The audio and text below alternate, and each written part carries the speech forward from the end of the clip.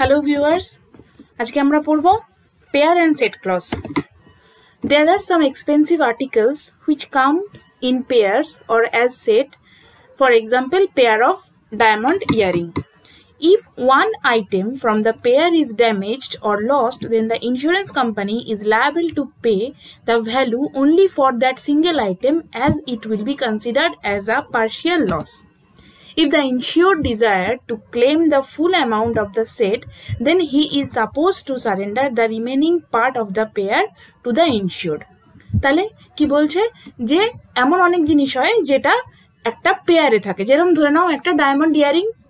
এবার যদি সেই একটা পেয়ারের মধ্যে থেকে যে কোনো একটা ইয়ারিং যদি হারিয়ে যায়, তখন ক্লেম করা হলে ইন্স্যুরেন্স কোম্পানি কিন্তু যেটা হারিয়ে গেছে শুধুমাত্র সেটার জন্যই ক্লেমটা পেমেন্ট করবে, দুটোর জন্যই ক্লেমটা পেমেন্ট হবে না। এটা হতে পারে তখনই যদি ইনশিওর্ড রিমেনিং পার্টটাও ইনশিওরারের কাছে জমা করে, তখন কিন্তু ইনশিওরার দুটোর জন্যই ক্লেমটা সেটেল করবে। আদারওয়াইজ যে কোনো একটার জন্যই, যেটা হারিয়ে গেছে শুধুমাত্র সেটার জন্যই ক্লেমটা পাওয়া যাবে। ওকে, তোমরা যদি বাংলায় মেরিন ইন্স্যুরেন্স IC 67 পড়তে চাও তাহলে আমার চ্যানেলটাকে ভিজিট করো এবং সেটা সাবস্ক্রাইব করো। Thank you.